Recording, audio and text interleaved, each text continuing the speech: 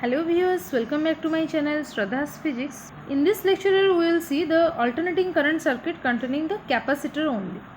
Before going to the topic, let me tell you what is resistance, what is reactance, impedance and admittance.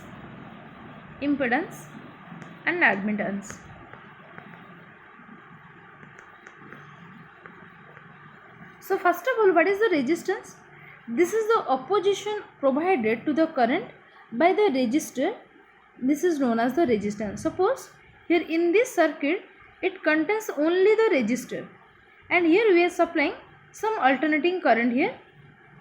Now we can say that the opposition provided to the current by the resistor is known as the resistance. And similarly we can see that when a circuit containing only the capacitor, then the opposition to the current provided to the capacitor is called as the reactance. When a capacitor, or we can say that, or inductor, here it may be capacitor or it may be inductor only present in the circuit, only capacitor present or only the inductor is present in a circuit, then the opposition provided by this capacitor or the inductor to the current is known as the reactance. So for the capacitor it is known as the capacitive reactance, or that is denoted as capital X subscript C, and for the inductor this is denoted as the inductive reactance, that is capital X subscript L. And similarly, when resistor, inductor and capacitor, all these three are connected in an AC circuit, it provides the opposition known as the impedance. So in case of LCR, that is inductor, capacitor and resistor, they are connected in the alternating current circuit, then the opposition offered by this LCR due to the current, that is known as the impedance, and that is denoted as Z, that is equal to E divided by I. And admittance is the reciprocal of the impedance, that is admittance is basically denoted as Y, and that Y will be equal to 1 by Z and Z is the impedance. So in case of resistance, it is simply the circuit contains resistor only. In case of reactance, the circuit may contains capacitor or it may contain the inductor, but in case of impedance it will contain the circuit contains the inductor, capacitor and the resistor, and the admittance is just the reciprocal of the impedance. Now we will see what will happen if the AC circuit contains a resistor only. Now we will discuss the complex reactance and the impedance. This is complex reactance and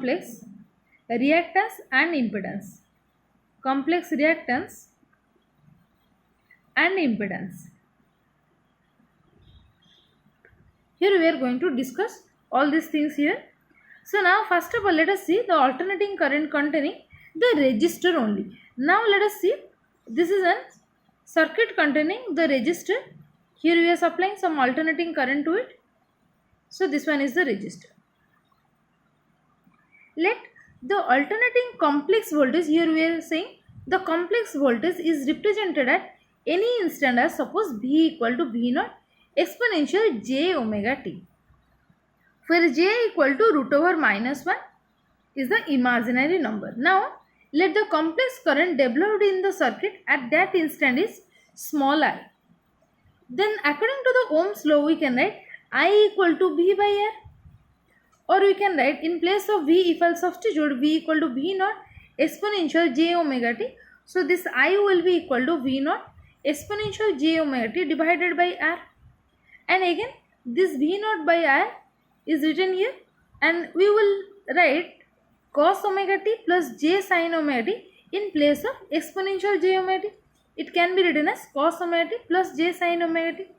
Now the physical current at that instant, the physical current means the real part of the current, so this will be a real part of this total value V naught by R whole into cos omega t plus j sin omega t.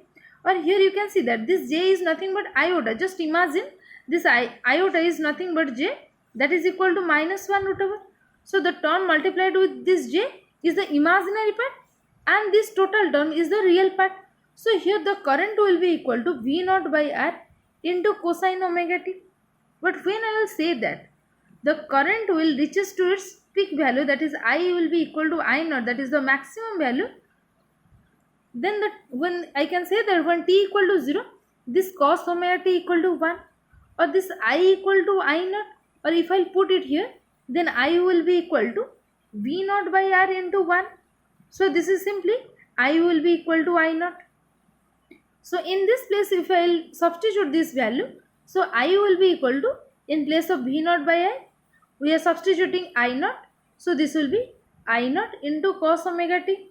So I will be equal to I naught cos omega t, and also here we have calculated, here we have considered V equal to V naught exponential j omega t. So here we can calculate similarly the physical voltage applied is V equal to the real part of this V naught exponential j omega t. Again we can write, in place of exponential j omega t, we can write this is cos omega t plus j sin omega t. This j is, just always remember, this is root over minus 1. So this will be a real part of V naught cos omega t will, V naught cos omega t plus j sin omega t will be equal to V naught cos omega t. So V equal to V naught cos omega t, and also we have calculated the value of I equal to I naught cos omega t. This will be small I, let me write, I will be equal to I naught cos omega t. And if I will plot the current versus the time curve and the voltage or current, here I am writing voltage or current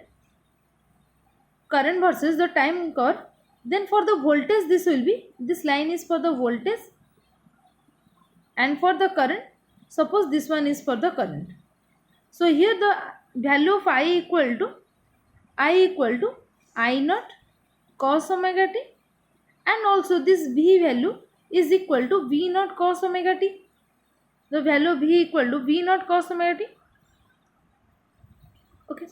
So this is the graphical representation. Okay, this is the graphical representation. But if I will draw vectorially, you can see that the voltage is in this direction, suppose, as well as the current is in the same direction. The current and the voltage, they are in the same direction, or we can say that they are in the same phase. So this graph represents the current and the voltage are in the same phase in an alternating current circuit containing the resistance only.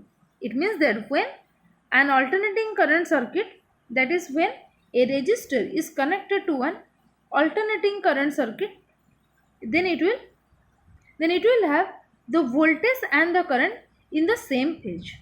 So the current and the voltages are in the same phase in an alternating current circuit containing the resistance only.